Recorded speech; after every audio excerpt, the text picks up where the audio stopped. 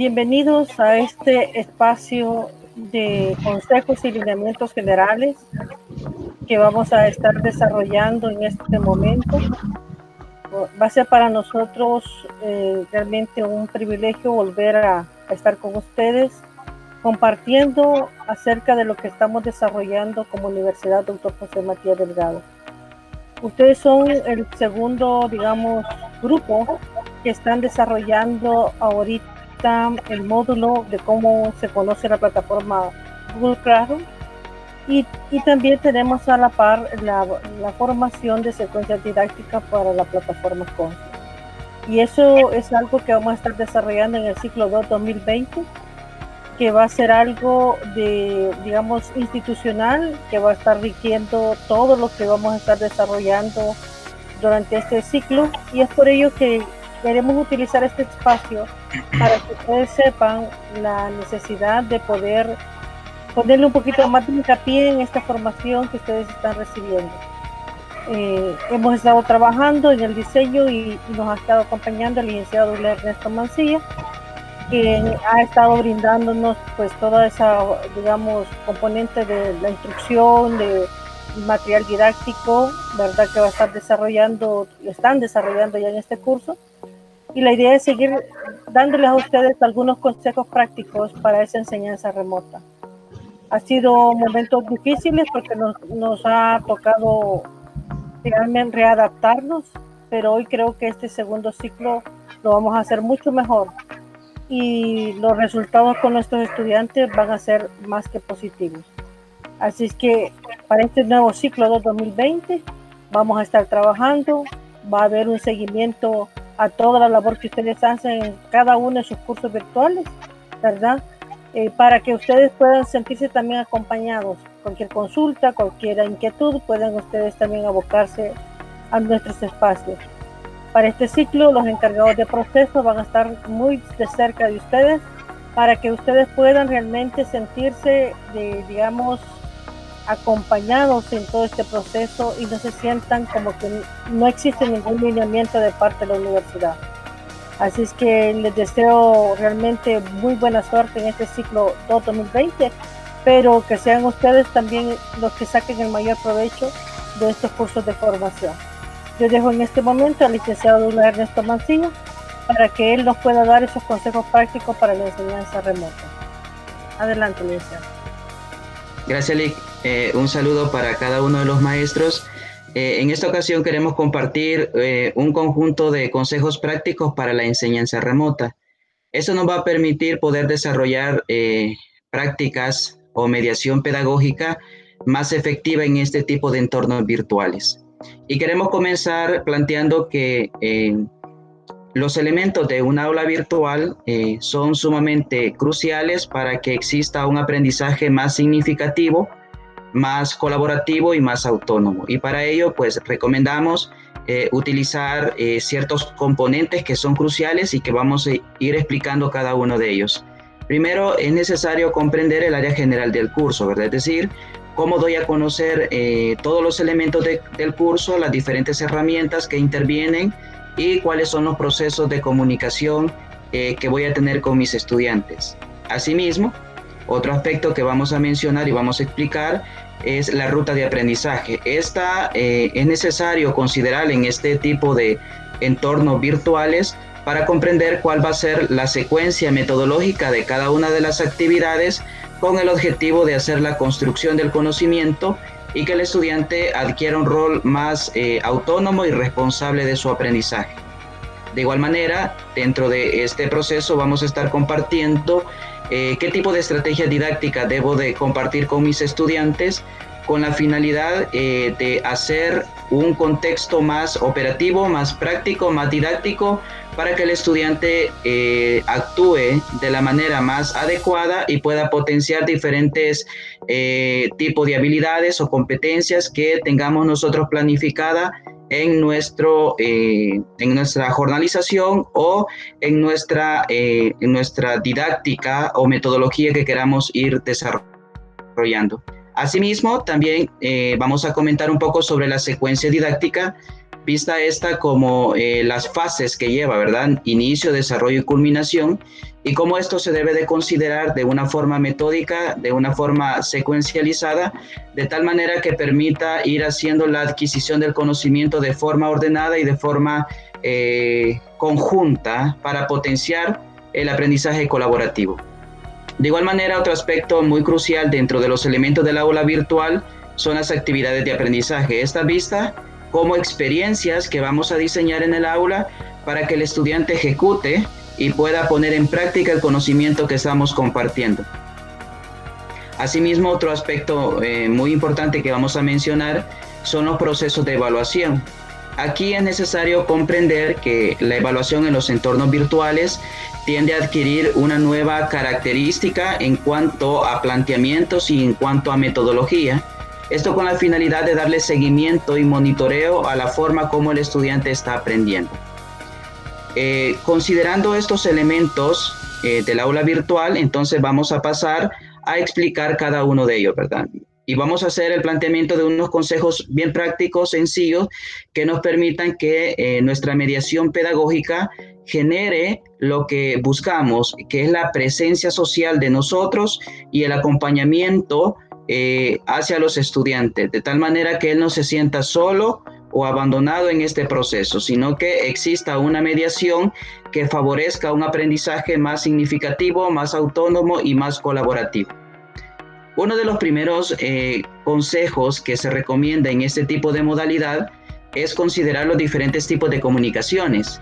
Primero, la comunicación sincrónica, es necesario analizarla, que es la que nosotros desarrollamos cuando tenemos una interacción más directa con el estudiante, cuando nos escuchamos, cuando nos vemos por medio de videoconferencia o por medio de chat. Aquí es necesario entender cómo va a ser mi discurso pedagógico para que el estudiante pueda decodificar todos los procesos, los conceptos que vamos a compartir con ellos. Este tipo de comunicación es la más común y no implica mayor proceso, ¿verdad?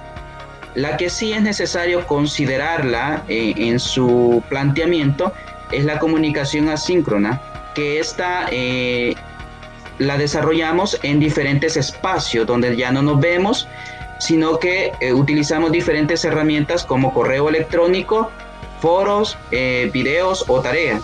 Aquí es necesario comprender la manera en cómo vamos a elaborar nuestro sistema comunicativo, de tal manera que el estudiante pueda comprender cada uno de los aspectos que nosotros estamos compartiendo con ellos. Aquí es necesario hacer un uso correcto del código, del discurso pedagógico, de tal manera que el estudiante comprenda cómo le estamos haciendo los diferentes planteamientos. Asimismo, es necesario plantear un discurso pedagógico que motive al estudiante, que acompañe al estudiante, un discurso que permita la retroalimentación de tal manera que favorezca la adquisición del conocimiento. Pero como en los entornos virtuales implica hacer uso de diferentes tipos de comunicación, entonces también hay que considerar la comunicación mixta. Es cuando hacemos referencia tanto a la comunicación síncrona y también la comunicación asíncrona, es decir, vamos a hacer uso de estos dos componentes. Este aspecto de la comunicación es muy relevante porque es lo que le va a permitir al estudiante hacer los procesos de decodificación de la intención pedagógica que nosotros estamos compartiendo con cada uno de ellos. Otro aspecto muy importante que entra en nuestro proceso de mediación pedagógica es el seguimiento que se le debe de dar al estudiante en línea. Como primer componente para darle seguimiento es considerar que existen procesos de planificación. Aquí es donde nosotros tenemos que tener claridad de los objetivos de aprendizaje, porque son los que van a desencadenar un conjunto de acciones necesarias, que las conocemos como situaciones de aprendizaje, que va a permitir establecer toda una ruta de trabajo para el estudiante mediante un proceso de planificación que lo lleva a la adquisición del conocimiento.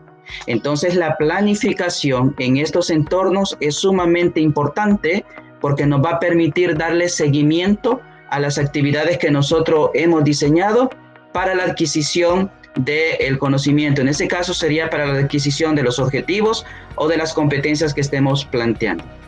Otro aspecto muy importante en el seguimiento es considerar siempre la motivación. Aquí es necesario estar consciente que este aspecto de la motivación tiene que estar siempre activa. Y aquí es donde el profesor juega un papel muy importante, porque tiene que ayudar al estudiante a sobreponerse a las diferentes dificultades que él se va encontrando, ¿verdad? De tal manera que permita él sentir un acompañamiento por parte del profesor. Y aquí el profesor también tiene que estar consciente que no todos los días son muy productivos, ¿verdad? Sino que dependiendo de la actividad que nosotros vayamos planteando, así es como el estudiante se siente motivado o desmotivado. Y este aspecto de la motivación es sumamente importante para generar una actitud propicia para potenciar el aprendizaje. Otro aspecto necesario que se debe de considerar en el seguimiento es la disciplina. Aquí debemos de ayudar al estudiante a organizar mejor el trabajo, a seguir las reglas y los límites que nosotros vayamos poniendo en el curso. Esto con la finalidad que él adquiera el dominio de un horario y las condiciones necesarias para ir respetando en la medida de las posibilidades todos los lineamientos que nosotros le vamos generando. Otro elemento muy importante es el seguimiento.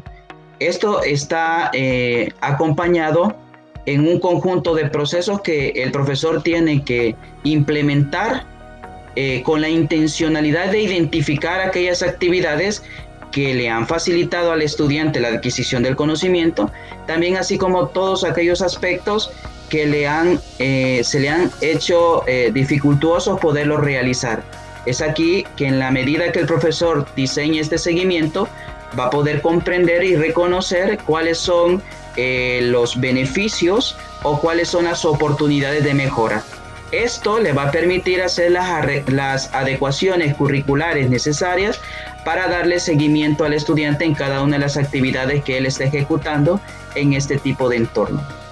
Otro aspecto muy importante es la gestión del tiempo. Aquí juega un papel muy importante la organización del tiempo tanto para el profesor como para el estudiante, de tal manera que el profesor tiene que dosificar las actividades según el tiempo estipulado que tiene asignado para el desarrollo de cada una de las situaciones de aprendizaje. De igual manera, el estudiante tiene que considerar aquí el tiempo que él va a implementar y va a aplicar para la ejecución de cada una de las actividades. Pero este elemento de la gestión del tiempo, el profesor se lo debe de presentar mediante un proceso de planificación que bien le podemos llamar cronograma de trabajo, para que el estudiante pueda diseñar su propia agenda de trabajo que le permita responder al desarrollo de cada una de las actividades. Otro elemento muy importante es la concentración.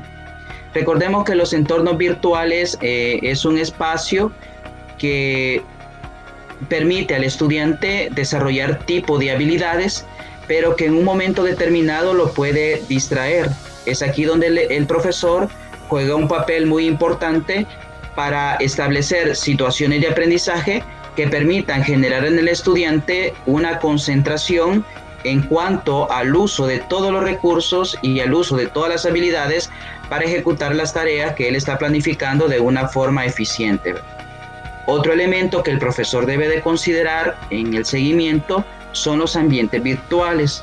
Aquí es muy importante que el profesor comprenda que el estudiante necesita conocer la plataforma, las diferentes herramientas que tiene la plataforma para que él sienta que es un recurso amigable y que le permite a él desarrollar todas las actividades.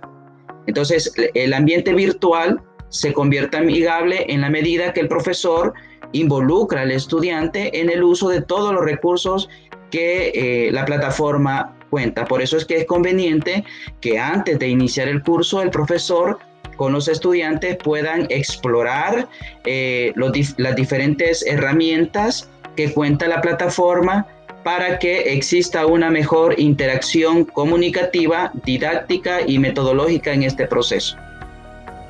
De igual manera, el espacio físico, ¿verdad? Aquí es necesario que el profesor diseñe un diagnóstico para que comprenda cuáles son las circunstancias en donde el estudiante está desarrollando su clase, porque para el desarrollo de este tipo de modalidad es necesario contar con un espacio propicio, iluminado, ventilado, libre de distracciones, para que al estudiante le permita concentrarse y pueda pues lograr lo que el profesor le está planteando. Entonces, aquí es necesario hacer un diagnóstico para comprender en qué circunstancias se encuentran los estudiantes y a partir de eso, pues, ir planteando cada una de las actividades.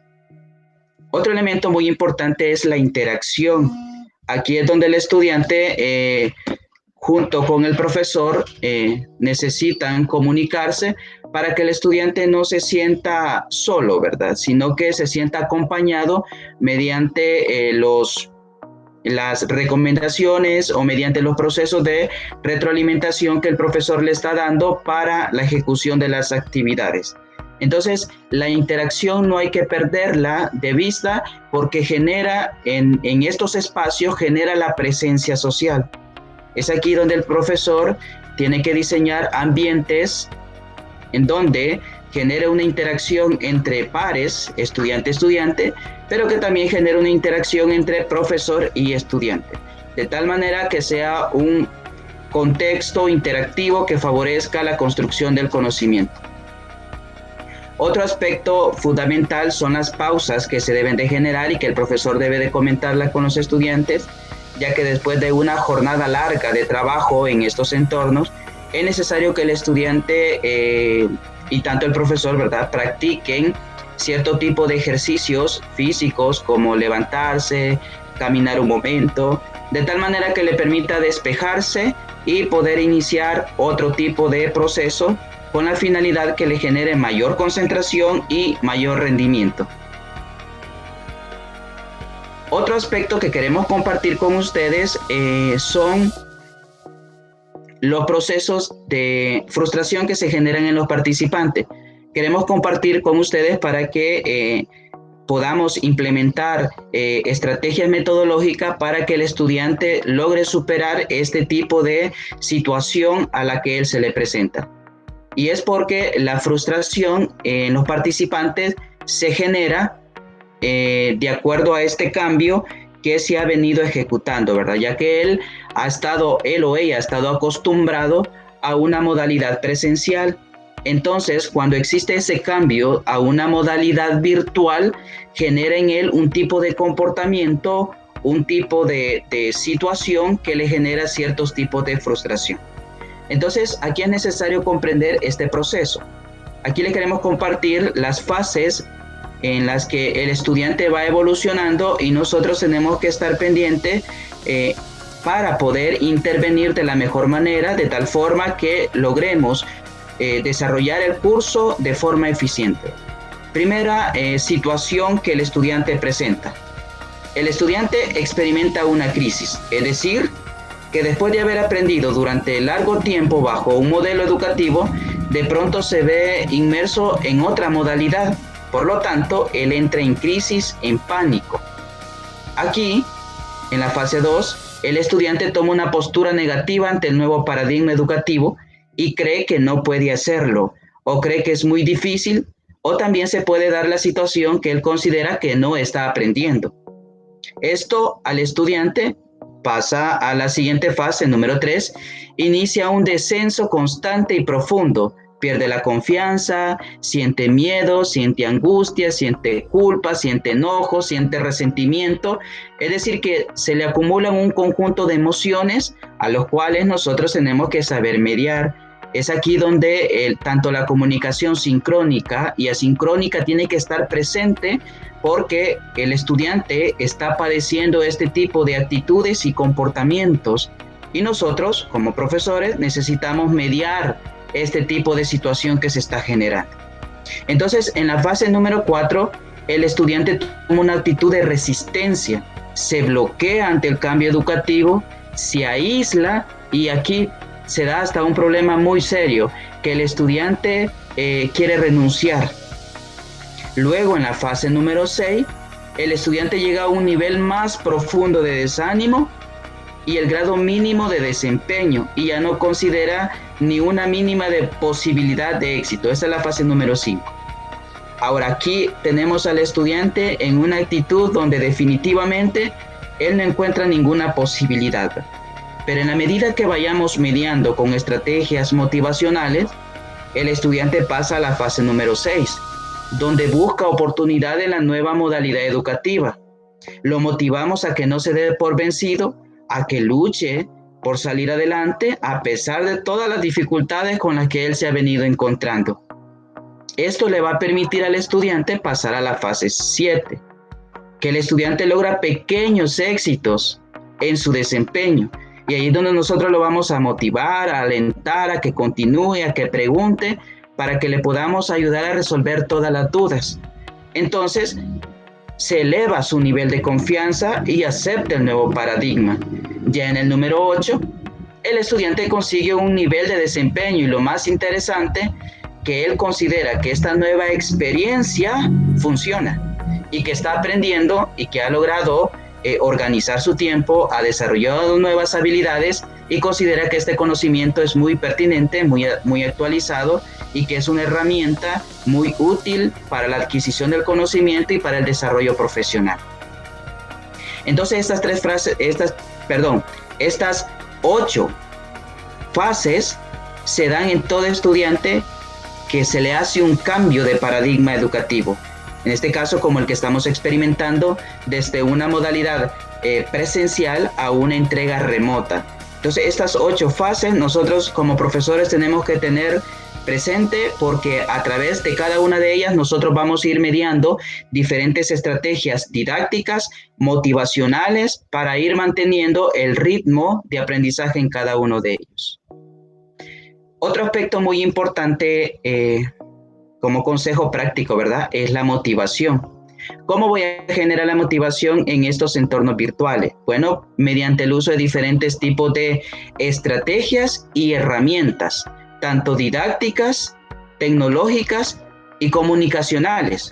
Lo que implica que aquí nosotros podemos agregar narraciones, animaciones y ejemplos significativos como recursos didácticos interactivos que al estudiante le permita actuar de manera más activa, más autónoma y con interés. También es necesario reconocer el esfuerzo realizado en cada tarea. Por eso es que aquí la comunicación, tanto de las 3 modalidades que hemos estado mencionando, tiene que estar presente y diseñar un discurso para que el estudiante eleve su confianza y pueda seguir avanzando. También infundir confianza mediante el orden y la estructura. Aquí se asocia en cuanto a la secuencia de construcción que nosotros le hemos planteado para el diseño de cada una de las actividades. De igual manera, el profesor aquí tiene que provocar el interés visual usando diferentes tipos de herramientas para que el estudiante se sienta responsable, motivado y con interés para adquirir este nuevo tipo de conocimiento. También es necesario incorporar emociones en el proceso formativo. Es así que la motivación, el profesor tiene que considerar tanto la atención, la relevancia, la confianza y la satisfacción para que el estudiante esté en condiciones de aprender. Como consejo número 5, es necesario considerar las competencias digitales, tanto para nosotros, ¿verdad?, como profesores, tanto también para el estudiante. Primero, la competencia es la información, es decir, que nosotros y tanto el estudiante seamos capaces de navegar, buscar, seleccionar, analizar, clasificar información, recuperar información. Aquí es necesario ir potenciándole este tipo de habilidades para que cuando el estudiante se encuentre en dificultades pueda hacer uso de una de esos tipos de procesos o habilidades de la información para que él pueda recurrir a los elementos o a los procesos necesarios. Otro aspecto es la comunicación. Aquí es necesario, tanto nosotros como los estudiantes, establecer sistemas comunicativos para compartir información, esto que nos permita desarrollar procesos de socialización comunicativos en cuanto a los contenidos que estamos compartiendo, de tal manera que tengamos la habilidad de dar indicaciones bien claras, de establecer actividades bien definidas Lo mismo sucede con el estudiante, ¿verdad? De plantearnos sus dudas de forma correcta, de forma adecuada, para generar una mayor colaboración y establecer una red más sistemática, más comunicativa en este tipo de entorno, para que favorezca el aprendizaje. De igual manera, la creación de contenidos. Aquí es muy importante este tipo de habilidad para nosotros porque nos permite crear diferentes tipos de recursos para que motiven al estudiante e impacten y generen interés en el estudiante. También un aspecto muy importante es la seguridad. Esto está asociado a poder proteger, mantener y actualizar los diferentes tipos de información que estamos trabajando en la plataforma, poder apoyar al estudiante y que él se sienta seguro que si cierto tipo de información se le pierde, pues nosotros con mucho gusto se la podemos recuperar y que no se vaya a desesperar en este tipo de aspectos. Y también tenemos la resolución de problemas. Aquí es un aspecto muy fundamental porque el profesor en un momento determinado le toca desempeñar su función como técnico o asesor para poder ayudar al estudiante a resolver problemas tecnológicos y poder también asignar herramientas tecnológicas necesarias para darle respuesta a las diferentes necesidades de aprendizaje. Otro aspecto fundamental que nosotros debemos de considerar es el área general de un curso. Siempre es necesario establecer que cuando vamos a compartir un curso en el entorno virtual, es necesario compartir con los estudiantes toda la estructura curricular, didáctica y metodológica que va a tener el curso.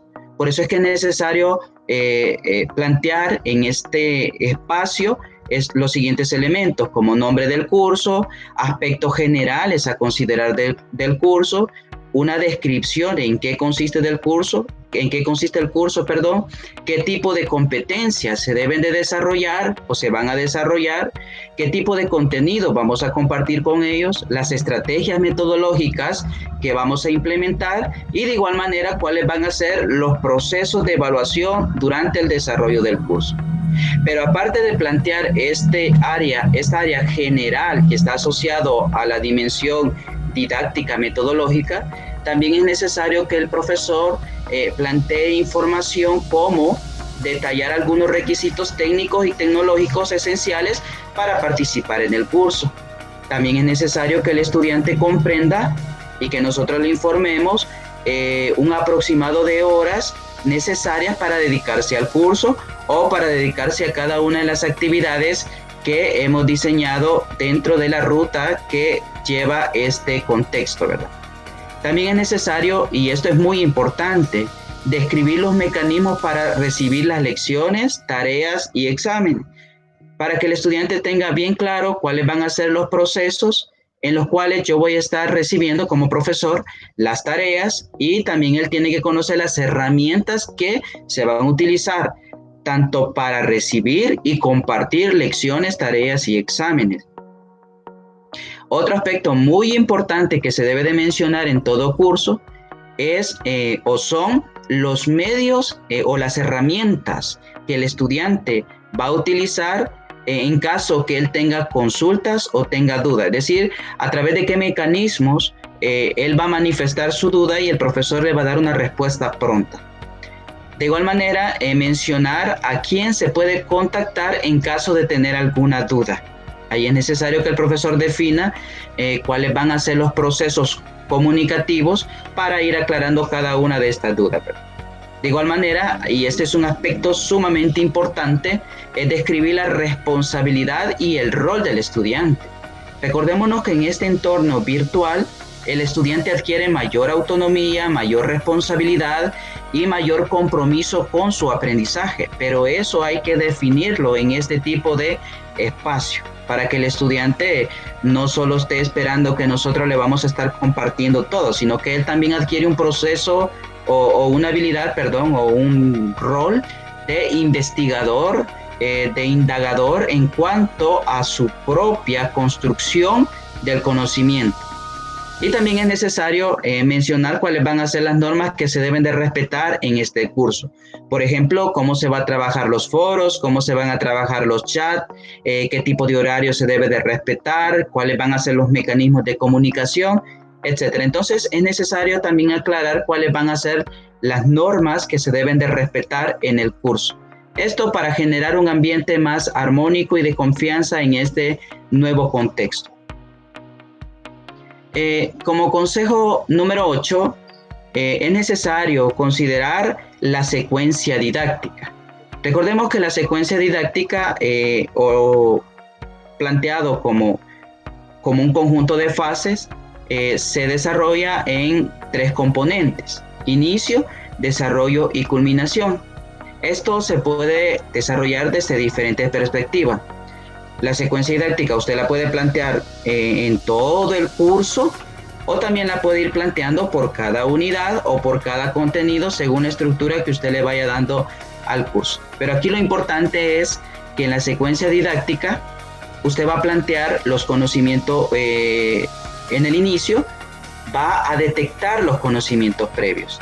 Aquí es necesario seleccionar un recurso que active los conocimientos en el estudiante. Puede ser un video que se suba a la plataforma, luego que el estudiante lo pueda ver, y luego genero un espacio para discutir y ahí reconocer que tanto el estudiante conoce del contenido que estoy compartiendo. Este espacio puede ser un foro, puede ser un chat, donde puedo diseñar un conjunto de preguntas generadoras a partir del organizador previo que le he compartido. En este caso, como les mencioné, puede ser un video, puede ser un caso, o puede ser cualquier texto, o puede ser una imagen que le active al estudiante cierto tipo de conocimientos que son necesarios para el desarrollo del curso, del contenido o de la unidad.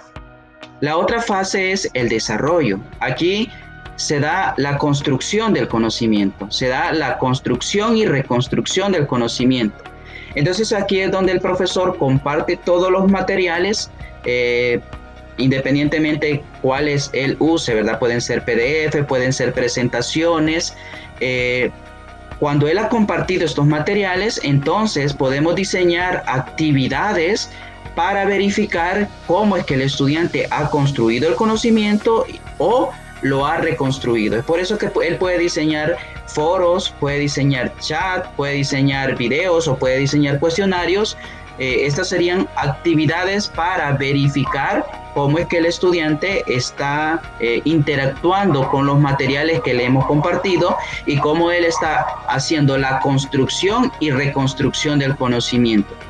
Aquí es necesario que él planee todas las indicaciones sobre las cuales se van a realizar las actividades de los materiales que estamos compartiendo. Ya en la fase de finalización, es muy importante diseñar una actividad que permita al estudiante aplicar el conocimiento que le estamos compartiendo. Aquí el profesor puede diseñar diferentes tipos de espacios en donde él pueda manifestar la conducta o el comportamiento o la habilidad del conocimiento que le estamos compartiendo.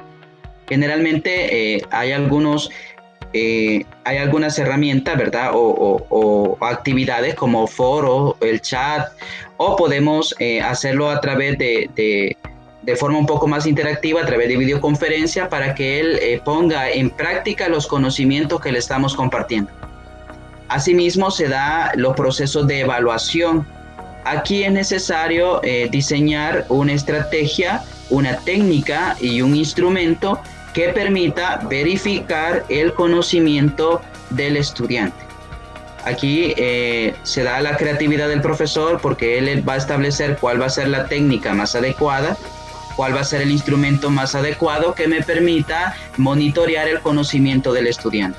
Y a partir de los resultados, pues, hago mi readecuación, de tal manera que le dé un seguimiento y acompañamiento y procesos de retroalimentación al estudiante para lograr la adquisición de la competencia que plantea el curso.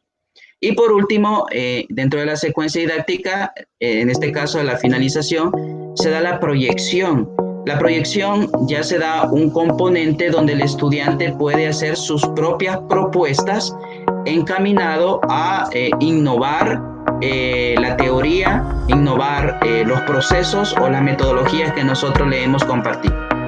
Es así que el profesor puede diseñar un espacio en donde el estudiante me pueda manifestar cuál es su construcción a partir de todo el proceso secuencial y metodológico que hemos compartido con él mediante los procesos de interacción en cuanto a la teoría.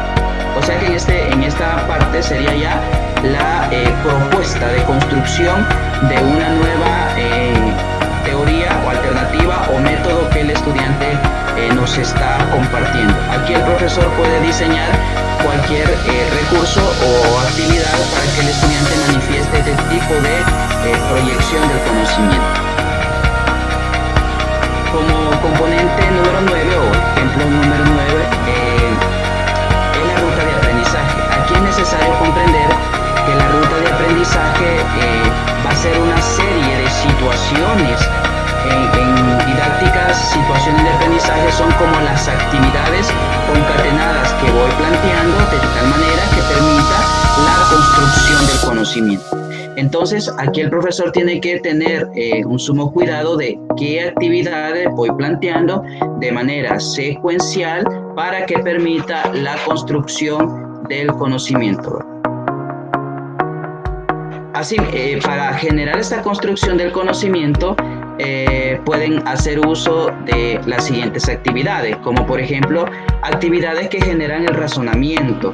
Están relacionados, por ejemplo, con tareas que exigen el descubrimiento de una regla, que actúa en una serie de estímulos o materiales o información, etc. O puede diseñar actividades de razonamiento inductivo, de igual manera puede plantear actividades de habilidades deductivas o también de relaciones bioespaciales o también de capacidades verbales. Aquí el profesor va a tener la alternativa de poder seleccionar cualquiera de estas actividades para establecer una ruta de aprendizaje coherente, lógica, para la adquisición de las habilidades, de las actitudes o de los conceptos o principios y leyes que él está compartiendo en el curso. El otro proceso más importante, quizá lo menciono con ese tipo de adjetivo más importante, por el hecho que nos permite verificar si la ruta, las estrategias, las actividades y todos los recursos que hemos mencionado son efectivos. Y este aspecto es o son los procesos de evaluación. Aquí es necesario comprender que la evaluación va a ser un recurso muy importante que nos va a permitir tomar decisiones. Es así que en esta ocasión nosotros queremos sugerirle los siguientes componentes, ¿verdad? Todo proceso de evaluación tiene que tener su título, es decir, cómo se llama la evaluación, qué es lo que cómo se llama esa actividad de evaluación, para que el estudiante tenga claro cuál va a ser el aprendizaje esperado, o sea, qué esperamos que el estudiante nos manifieste como resultado de todo proceso. En este caso sería el aprendizaje esperado. Y de igual manera es necesario plantear el contexto, es decir, en qué circunstancias o en qué situación el estudiante va a actuar para poder manifestar el aprendizaje que ha adquirido durante la ruta de aprendizaje.